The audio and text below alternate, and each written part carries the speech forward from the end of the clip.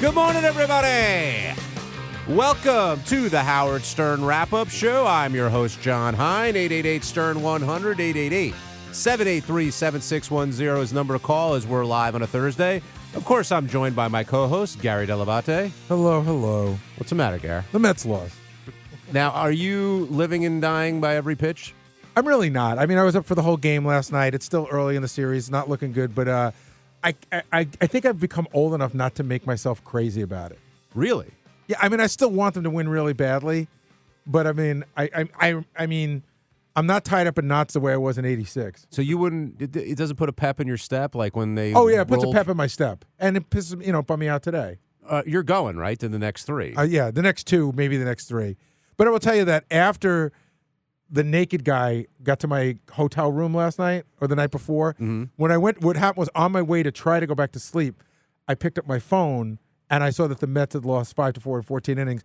So the naked guy in the Mets losing kept dancing through my head and was making it hard to get back to sleep. That's quite the nightmare. Yes. I wondered if Richard Christie sent the naked guy to your room, being a Royals fan, to possibly What if Richard psych Christie you out. was the naked guy? You know what? That could happen, too. Did he have red hair? He did, but he also had a big beard. Oh. But okay. he was a redhead. All right. Well, joining us on today's Howard Stern Wrap-Up Show is an author that Gary's very familiar with, and you probably are as well. He's written books on the Islanders. He's interviewed Richard Christie a couple times for some metal books. He's written for Rolling Stone. Really a talented guy, and more importantly, a huge, lifelong Howard Stern fan. Greg Prato, welcome to the Howard Stern Wrap-Up Show. Thank you so much, and this is a lifelong dream coming true right now for me. Well, glad we can make your dreams come true. And speaking of making your dreams come true, how was it interviewing Gary for your Islanders book? I put it up there with interviewing Eddie Vedder. Really? What'd you interview Eddie Vedder for? Which book was that? The Grunge is Dead book, which came out, I think, in 2009. For that book, I interviewed a bunch of grunge gentlemen, and yeah, I was able to get an interview with Eddie Vedder, who is very hard to get. I don't think, has Howard ever interviewed Eddie Vedder? No. I think that I got to go back and listen, but I think we had one of those. We woke him up at his hotel room for like a quarter of a second, Right. And he seemed very annoyed. Interviews. Right. Well, you also wrote a book about the Mets, right? I did. It just came out recently. It's called The Seventh Year Stretch, which focuses on the years 1977 through 1983, which was a horrible era for the Mets. But that was the era when they started putting together the pieces for what became the 1986 World Series winning team. And, of course, I interviewed Gary Dell'Abate again for that book. Now, I know Gary's your go-to interview, but we talked about this last week, but it continues. Everyone in New York City and everyone certainly on the Long Island Railroad and the subway seems to be a Met fan now. And have you noticed this sort of bandwagon jumping on? Because I always see the Yankee stuff. You know, the Yankees are a perennial brand, I guess, and I don't root for either team, but it seems like everybody's wearing a Met hat these days. And does that get under your skin? It doesn't so much get under my skin, but I remember back in the early 80s, I was in grade school at that point, and every single person was a huge Islanders fan. You could not find a Rangers fan anywhere. And now it's nothing but Rangers fans, besides if you live maybe in certain pockets of, say, like Long Island. But I guess whichever team is the champion team or is doing the best, or the last team that won a World Series or a Stanley Cup, is always going to get the majority of fans and people wearing jerseys and stuff like that. And Gary, Howard says, like, he's rooting for the Mets now. And he guesses he was a Mets fan because he liked Dykstra. He liked the 86 team, basically. Right. Which makes him a front runner and a bandwagon jumper honor, I guess. But At least he was once interested in a version of the team. Right. I'm walking around the city, and the hats are sparkling brand new. The brims are not touched. Sometimes people still have the fucking decal on the underbrim of the hat. And you can tell they bought them like 2 days ago. Yeah. Well, I guess there's lots of room when your team is, 4 games from winning the World Series. And now, who knows? Let's see what happens with the Royals taking the first two. This has zero effect on Howard, by the way. He thinks it's a waste of time watching all Well, this. he might be interested in it if the Mets are doing better, and if they get closer, he might be interested. But he made it very clear. My favorite thing about yesterday's show was that Howard watched 2 minutes of an inning and had already ascertained that he could fix David Wright's back. There's an idiot for not fixing his back, and he knows how the Mets could win if David could fix his back. Yeah. And you know what? He may not be that far off. I know. I was thinking the same thing last night. Although Wright's gotten a couple of hits this series already. But let's move off of the sports talk and back over to Howard. I know, Greg, and speaking to you beforehand and doing a little homework, there's nothing you love better than when Gary and Howard get into it. And Yes. Sure enough, this week, Gary unfriends Howard on Facebook, which turns into an hour of ball busting of Gary. When you hear that, are you thinking, what is Gary thinking? Forget the fact that as a fan, I know you're excited to hear what's going to, but do you think Gary should know better at this point, or are you happy that Gary didn't know better? And I will say this, I think Gary knew exactly what was going to happen, Yeah, or else he wouldn't have revealed it. Yeah, I don't exactly like. It wasn't like, oh, I did something I didn't know what I was doing, and I accidentally told you. I knew what I was doing. So does that make him a glutton for punishment in some way? That's a tough call because, I mean, I would imagine Gary, besides Howard being your employer, you also consider him a very good friend at this point, right? So you're Yeah, but thinking this of is it. but again, this isn't a traditional relationship like somebody who works in an office has with their boss. There's a lot of on-air stuff that goes on. This would never come up in another office because somebody's boss. The traditional office example of this would be the boss gathers everyone in the office together to mock one of their employees' Facebook posts that weekend. That's just not going to happen. Yeah. That'd be an interesting office, though. I mean, but like I said earlier in the week, Howard loves to rationalize his point of view because he's very good at arguing by comparing us to a traditional office, which we're not. We're on the air. We're fucking with each other. Right. It's a tough call because I could kind of see Gary's point of view, but then, yeah, I mean, at this point, you got to know that if Howard finds out, I'd imagine he's not going to be very pleased with that and he's going to bust your balls. Yeah, but again, he found out because I told him. Okay. I quite honestly, I could have said nothing, and nobody would even know. Right. and now all the office and all the listeners are focused on your Facebook Yes. page, which isn't going to stop you from posting a picture if you go with No. Jackson, right? Yeah, I'm totally going to post a picture this Saturday. I'm going with Mary tomorrow night. I'm going with Jackson on Saturday, and I will post a picture. Probably have a picture of me and Richard Christie. Yeah, and Richard, I've got to say, he is a dedicated fan. Especially, I mean, he tells me that he's always rooted for the Royals, but his Royals fandom has come out more and more as the team's gotten better. But I can't really get on him for that because I think a lot of people are that way. He's always been a Royals fan. He just hasn't really put it out there because there wasn't anything to put out. But I have to say, for Richard, so I would go to the Mets game with my dad all the time when I was a kid, and so it was probably a 40-minute drive from our house on Long Island, and you had to leave a little bit early. I asked Richard, how long a drive it was to go to game because, things are a lot more spread out there. Like I can go see the Yankees, I could, a little short drive to go see Philly. He said it was like a 2 to 2.5 hour drive to go to the game, and he would go with his mom and his dad. Hopefully his dad didn't drink the way he does. And then they like a 2.5 drive home. That's not like a long time. Yeah. So that to me, that shows a dedication that's bigger than just being a fair weather fan. One more sports note before we move on. So Gary and I were at the Islanders game the other night in Brooklyn, and Barclays, it's a beautiful facility, but it's just weird seeing the Islanders in there. I said to John, it was like when my mother moved to Florida. It's all my furniture, but it ain't my house. Yeah, and I mean, since you've written some stuff on the Islanders, and I'm guessing you're a Long Island guy, you're an Islander fan, or maybe, isn't it odd when the team, I mean, they're not in Kansas City, they're not, out in Seattle, they're still in New York, but they're in Brooklyn. Yeah. I'm a huge Islanders fan. One of the books I wrote is called Dynasty, the oral history of the New York Islanders, 1972 through 1984. And like we mentioned, that's what I interviewed Gary for. I've been a fan. The first game I ever saw was on TV was the 1980 Bob Nystrom Stanley Cup clinching goal. I was next door. My father went next door to just happen to watch that game. I just followed him. I was in like second or third grade, and that just happened to be the first hockey game I ever watched, which is probably like one of the greatest hockey games ever if you're an Islanders fan. So from then on, I just became a huge fan. But it is kind of strange to see or just even think of the Islanders not in Nassau Coliseum because even the colors of their whole entire uniform is the colors of, I think, Nassau County, right? It's the same thing like the cops have on their cars and stuff. Yeah. For me, John, the Islanders won 4 Stanley Cups in a row, which were the 4 years I was in college.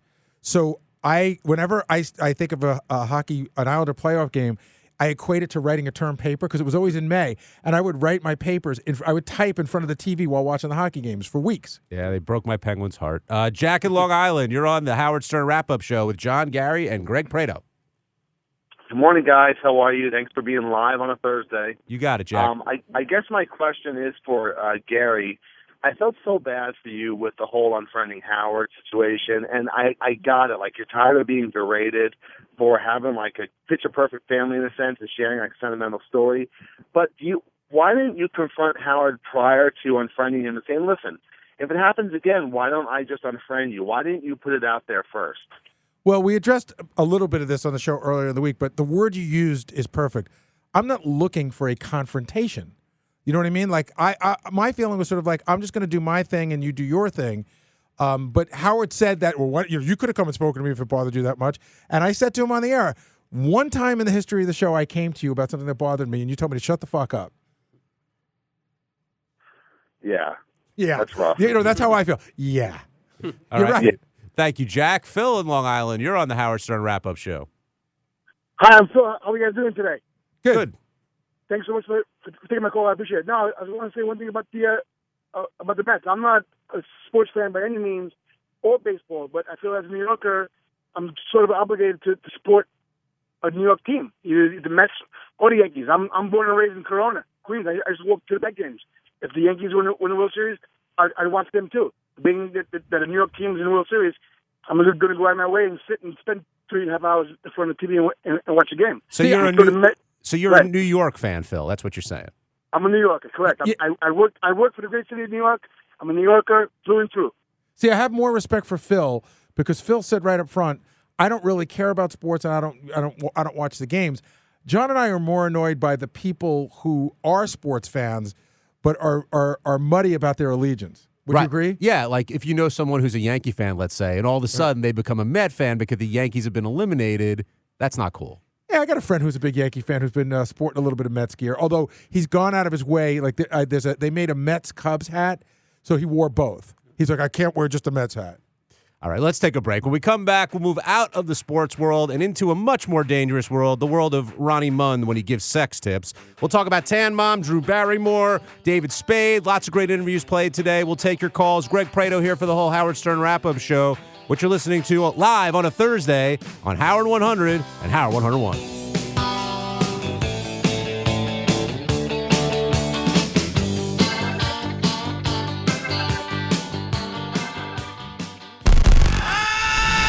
This is Beetlejuice. This is Wrap-Up Show. John Hay and Gary Lofty. The Wrap-Up Show. Welcome back to the Howard Stern Wrap-Up Show. We're live on a Thursday.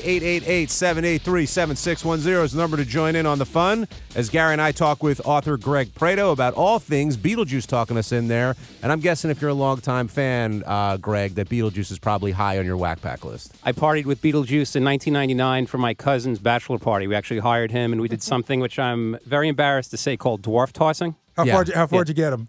I wasn't the winner, but I threw him. I definitely got some air. Wow. Yeah. Were you conflicted tossing Beetle, or did you feel like you were kind of, in the spirit of the bachelor party? It's one of those things at the time you get kind of caught up and, you're having like a jolly old time. But then afterwards, you're like, what the fuck did I just do? Yeah. Kind of, and like now looking back, I'm like, Jesus Christ. Like what the, throwing a poor little gentleman is kind of strange. I'm curious, like when you know you're going to a bachelor party, a Beetlejuice is going to be there. I wonder like what you expect, what the expectation is, and then what the reality is. Like, did you guys think like you were going to chat with Beetlejuice, or did you know? No, I knew. I definitely had an idea that it was going to be a pretty intense party. My cousin, who the party was for, the cat got out of the bag and he found out because it was supposed to be a surprise. And he said, thank God he found out, because if he just saw Beetlejuice and wasn't expecting, he probably just had like a heart attack and fainted. Wait, so do you think that at the end of the day, having Beetlejuice at the bachelor party met everybody's expectations, like it was a success? Absolutely, and I don't think he does it anymore, so that's like a very rare thing to say that you had a bachelor party with Beetlejuice, so yeah. I also feel, Gary, it's like the first time you see Beetle, it's like when you see a supermodel, you can't believe how great she looks. In Beetle's case, you just can't believe that Beetlejuice looks the way he does. Well, you can't believe you're even seeing Beetlejuice because you've seen him so many times. I always equate it to when we were at NBC, and I was on the elevator one day, and Bob Hope got on the elevator, and then every floor the elevator stopped at, everybody who got on took a step and then froze because they're like, I can't believe it's Bob Hope. And I've seen people do that with Beetlejuice. It's like, it's Beetlejuice. And only on this show will we compare Bob Hope and supermodels to Beetlejuice. Josh in St. Louis, you're on the Howard Stern Wrap-Up Show. Glad you guys are talking about Beetlejuice because I don't get to listen all the time. I'm in and out of my car, and when I'm in my car, I'm listening to either the wrap-up or the Sternthology or the actual show itself. But I haven't heard Beetlejuice in forever, and I'm just curious as to where he is and why he doesn't get on anymore. He's been on, but just not as much as he used to. Beetlejuice is in semi-retirement down south. He lives with his mom. He will do stuff when we need him. I'm sure he will do appearances if they're worth it, but, he's not living up north, and so he's not as easily accessible as he once was, but still very available if you guys are willing to pay the right price. Yeah, and he was on the show a couple months back. Just a few months back. You'll be hearing Beetle, but it's tricky to get him because he's down in Georgia. In semi-retirement. In semi-retirement, yes. I wonder how much money he's made over the years over appearances and stuff. Do you have any idea? Do you guys have any idea? No. I don't know. I would guess he's done okay, though. I know he's in demand. He was in movies and stuff. Yeah. Well, that was, the greatest thing was that when Jake Gyllenhaal was here, he was in Bubble Boy. And it's like, Jake was like, yeah, that was awesome. Yeah, the highlight of the movie was Jake seeing Beetlejuice and working, well, I guess working not with him, but with him, but not in the same scene. But let's move off of Beetlejuice and on to another whack-packer. Or is she a whack-packer? Of course, I'm talking about Tan Mom, who had a huge presence on the channels this week. She was at Kimmel, at least for a little bit. She did that phone call where Sal's quote-unquote wife called and see if she was up for a three-way, and she didn't say no, Gary. So I'm trying to figure out what the criteria that says that Tan Mom is not a whack-packer. I know she's not on SSI, but she's got an interesting voice. She's really out there. She's got the look, certainly. And the looks.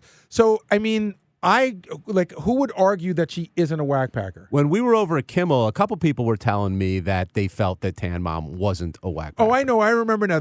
I do have some people who have emailed me before. They feel that Tan Mom isn't a whack-packer because she tries to go on a lot of other shows and she's only interested in promoting herself. And my answer to that is, so what? Yeah, I agree with you 100%. And there are quite a few current whack-packers who do a great job promoting themselves. Right. And if anyone, it reminded me of Bigfoot. You know it when you see it. Tan Mom's in the whack-pack. Yeah, the other thing that people complained about was that she wasn't developed on the show, meaning Tan Mom became a bit of a celebrity in the news, and then we got her. But who else is talking to Tan Mom but us? I'm saying we took a woman from the news that would have just sort of floated away into obscurity and developed her into a character. So that's a whack-packer to me. Greg, where do you stand on this? Well, the question I have is, why is she so mean to her husband? I don't understand I don't that. know. Yeah. She really. Yeah. I don't want to throw her under the bus too much, but she will readily admit it on the air. I've seen the guy with her. He's like a beaten man. I don't know why she's so mean to him. I could never understand that. And that goes both ways with women and men. I could never understand when people are in a relationship, like when one person treats the other person like complete shit, especially out in public. I could never understand. I couldn't live like that. I'm with you, but you do know relationships that exist, and there are some where you just look at the two of them and the only they're meant to be with each other because this one wants to put up with it and this one wants to dish it out. Yeah, it's crazy. By the way, Tan Mom said something on the air this week. It was in one of the tapes, and it went by so quick, but I've been doing it all week long. Mary's like, could you stop doing that? Every time I finish the sentence, I go, a ticka, a taka. Mike, you're on the Howard Stern Wrap-Up Show with John, Gary, and Greg Prato.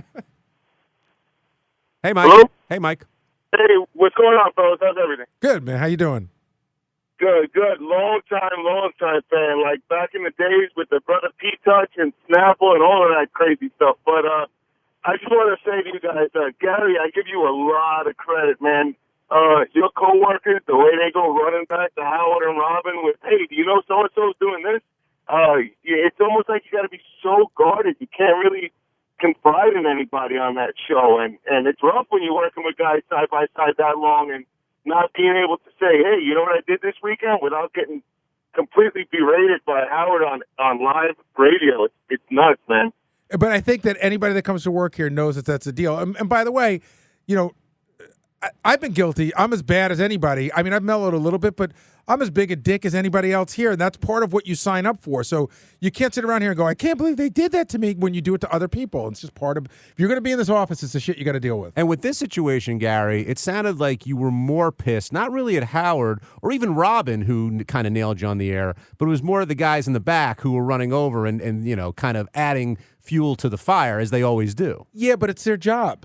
It's their job. And yes, I was irritated by them, and they need to continue to do it because it's their job. Because if it wasn't me, I'd say, guys, let's get the machine rolling. You know what I mean? So it is weird when you're the victim of it, but you've also been a huge part in creating it, making it run. Does anybody come up to you after and be like, oh, I'm sorry, or maybe I went too far, or I could see Sal doing something like that? No, you know who came up to me? It was Jason. Hadn't heard the wrap-up show the other day where I complimented him for being an upfront asshole. Yes. And he said, listen, I feel, he goes, I didn't mean to throw you under the bus today, but I really did mean to throw you under the bus today. And some people suggested that I should apologize to you, but if I apologize to you, I would be disingenuous, but I do feel bad about the way you feel.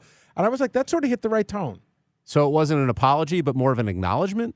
Yeah, whatever it was like, it was almost saying like, I like you, but I'm doing my job, but I do like you. And I got that out of that, I think. All right, let's take a break. When we come back, we'll move on to our big stars that came in this week. Of course, I'm referring to Drew Barrymore, Adam Levine, David Spade, and Ronnie the limo driver when it comes to Halloween. Greg Prato with us for the whole Howard Stern Wrap-Up Show. We're live on a Thursday on Howard 100 and Howard 101.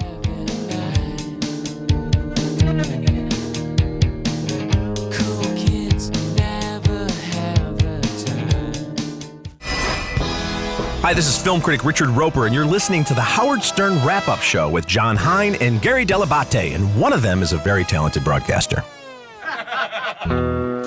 Welcome back to the Howard Stern Wrap-Up Show. 888-STERN-100, 888-783-7610. John and Gary live on a Thursday with author Greg Prato. I know, Greg, you've written for Rolling Stone. You've done sports books. You've done musician books. What are you working on now? Well, I usually like to keep what I'm working on secret, but because I've been such a long-time fan of Howard Stern, I'm going to give you an exclusive of my next two book projects. How does that sound? Shoot. Okay. The first book project coming out next spring is the rock band The Scorpions, but focusing just on the 70s. Billy Corgan from Smashing Pumpkins was interviewed for that. Kirk Hammett from the band Metallica wrote a foreword, which was very nice of him, and I interviewed Michael Schenker, Uli John Roth, and a bunch of other people that are associated with the Scorpions.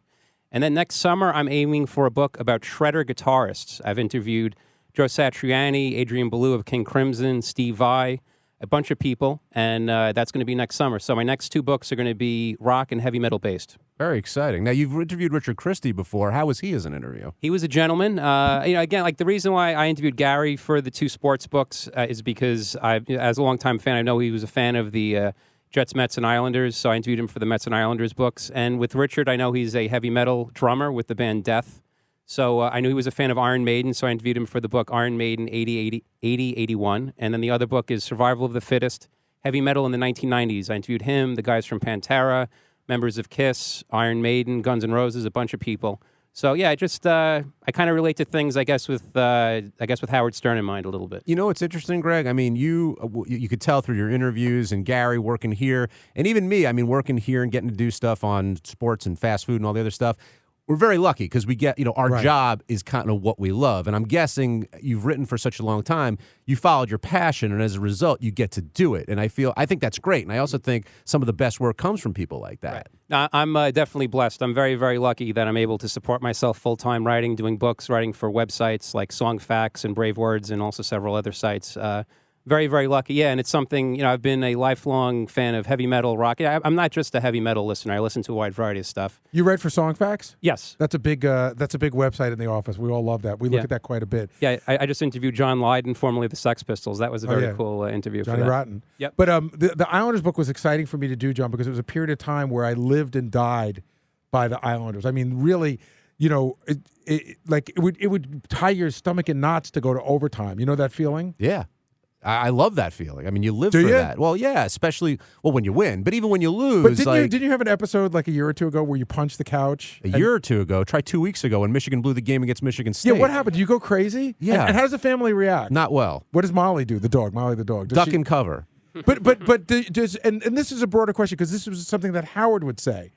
Howard would say, "Grow up, grow the fuck up." Do you feel stupid when it means so much to you?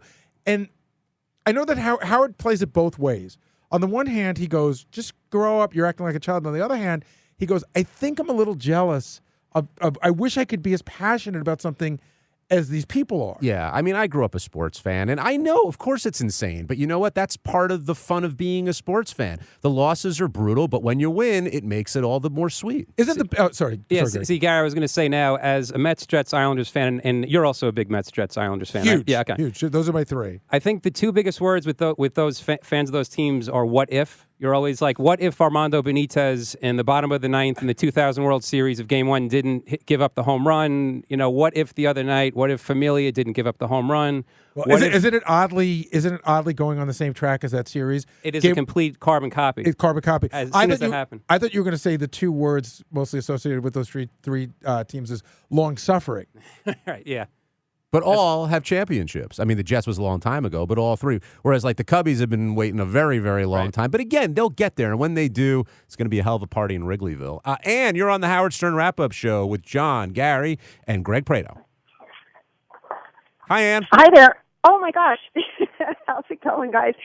Sorry, I'm so nervous and so excited to be talking to you guys. I just have to say I love all of you guys. I live for this show, and my question, I have to say, Tan Mom is absolutely a whack packer. There's no doubt about it. But Mick the Nerd, not a whack packer. And to me, the big difference is you have to be a fan. You have to kind of be in the world already, and that kid, Mick the Nerd, is for Guy. is so kind of out of this world that I can't see him being a fan. But anyway, that's well. Hold on a second, because with your criteria there, Tan Mom is really not a fan of the show. Underdog Lady isn't a fan. Yeah, Tan Mom just sort of tolerates us, and I think she just deals with us because it helps move her agenda along. But I would say she's absolutely not a fan.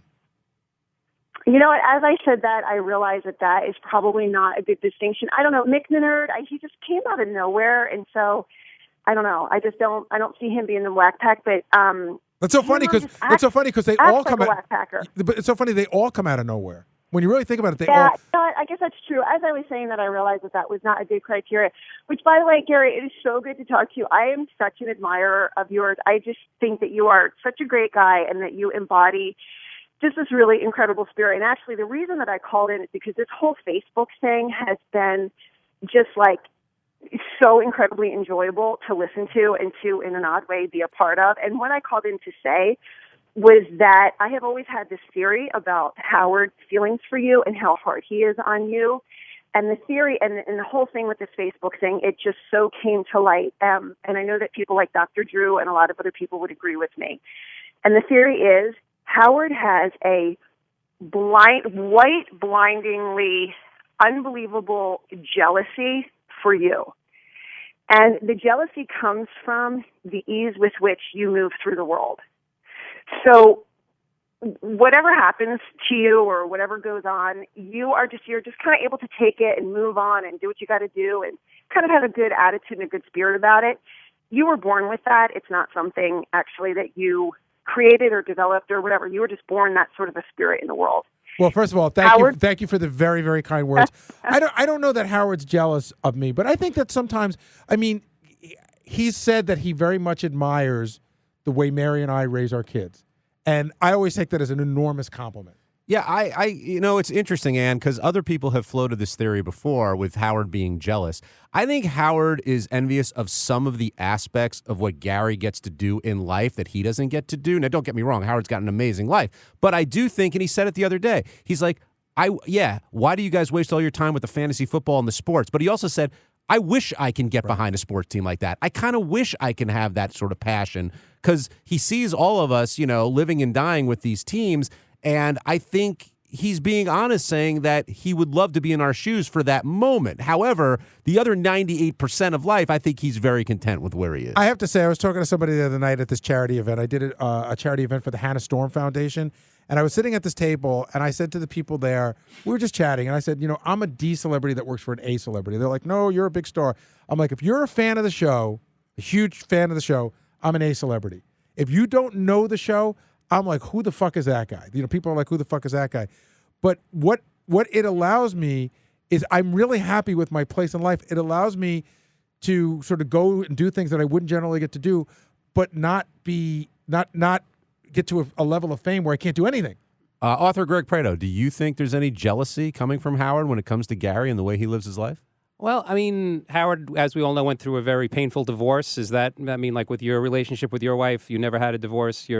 Not that I'm aware of. Yeah, well, I'm just saying, is that maybe a slight jealousy is the only thing I could think of, maybe based like with that?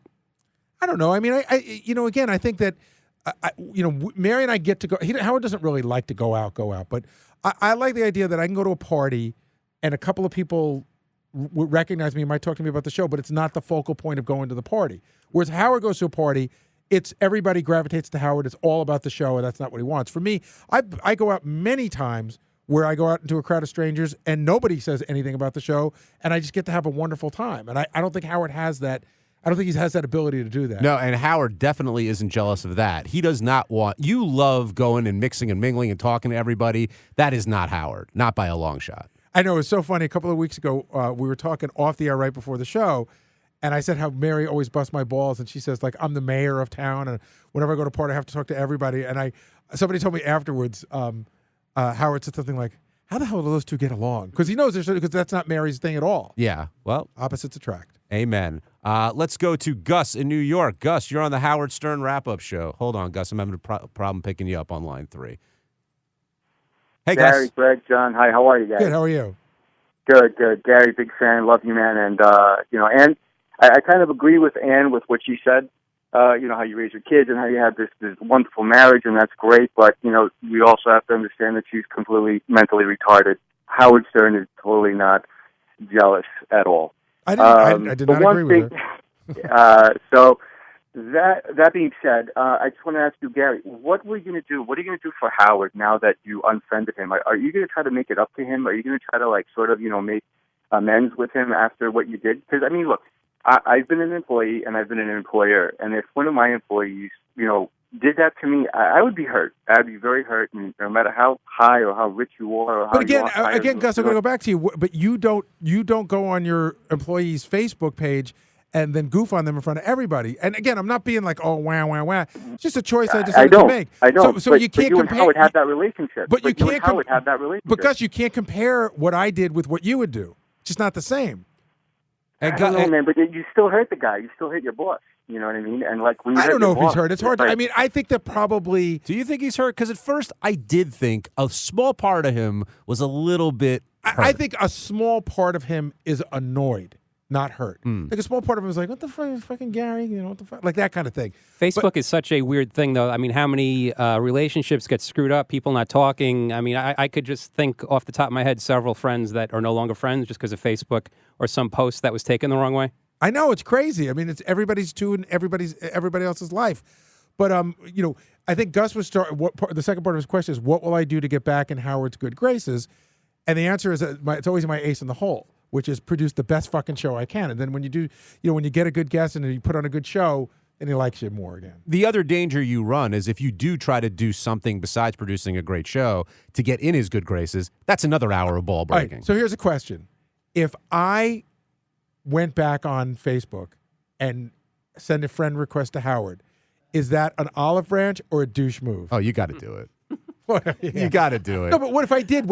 How would you? How would he react? A little bit of both. I think it'll be, look what Gary's doing. Now he's trying to be my friend. And then, or if you say, Monday he can come in and say, you know what? I'm really surprised that Gary hasn't given me a friend request. You lose both ways. But here's how I would send a friend request, and I would easily be friends with him again, because at the end of the day, all this, I feel like more than anything, I just sort of wanted to make my point.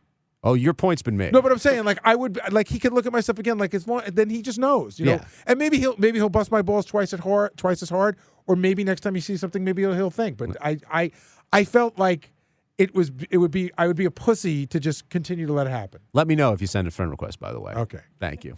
On Sternthology today, after Adam Levine said he didn't want to pull a Valderrama and spill too many secrets, you'll hear Wilmer Valderrama's interview from 2006, which legend, top 10 for everybody who works here, by the way, because he told Howard pretty much everything about his love life, and 2000's Porn-a-Ween contest, Robin's disposable washcloths, and Bobo plays a George Takei game. All that and more for your drive home on Sternthology on Howard 101. And today we talked about Tan Mom, Richard, JD, Howard. They're all going to be in the upcoming Halloween special starting this Friday night through Saturday. Make sure you listen to it. The staff of The Stern Show, the Whack Pack, and guests perform twisted versions of the works of Edgar Allan Poe on Howard 101 or on demand with the Sirius XM app. Get into the holiday spirit and be sure to check that out. Author Greg Prato, what would you like to plug? Feel free. Well, if you want to check out my books, including the two books I interviewed for Gary, the book about the Mets called Seventh Year Stretch, a book about the Islanders called Dynasty, and the two books I interviewed for with Richard. I interviewed him for Iron Maiden 8081 and also Survival of the Fittest, Heavy Metal in the 1990s. Go to Amazon.com, search for Greg Prato, and you can go to Twitter, which is twitter.com/Greg Prato Writer, and check out my interviews. I've interviewed a bunch of people recently like Billy Gibbons, John Lydon, and Todd Rundgren. Check it out. He's an excellent writer. Be sure to follow Greg. Gary, got anything? No, everybody, it's all good. All right, we'll be back tomorrow with another live Howard Stern wrap-up show. And coming up after this, Stern Files Declassified, where you find out why Robin said 4 inches is fine. For Gary, Greg, and everybody here, thanks for listening to the Howard Stern wrap-up show live on Howard 100 and Howard 101.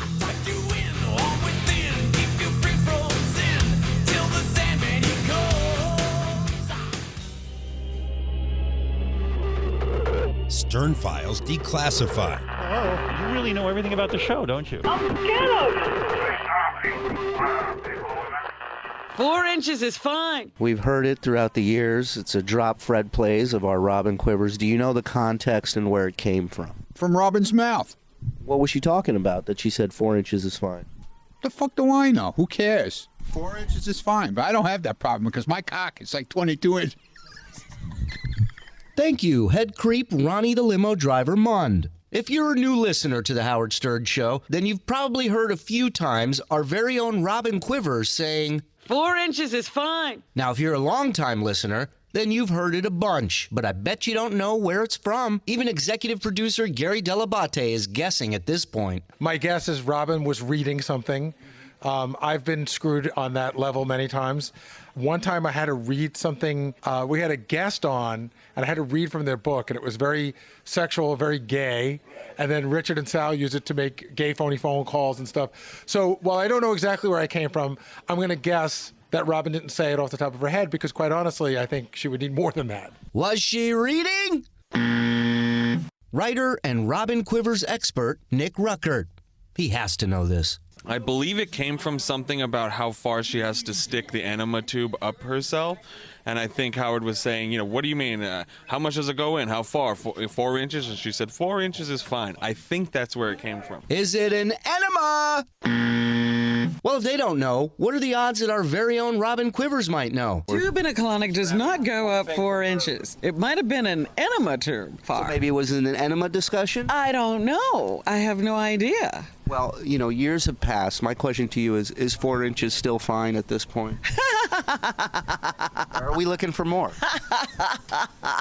Is 4 inches fine with Robin? Well, if you're looking for the right answer, then you only have to go to one person. Me. It's from March 24th, 2009, as Howard and the rest of the gang discuss watching television and movies on a tiny 4-inch phone screen. He puts his headphones on and he watches television shows. He'll watch 24, but the screen's like so small. They watch all their TV on their phone. But he's motivated. He's in the car. He's got nothing to do except talk to you, and he'd rather watch that fucking TV. 4 inches is fine. Yeah.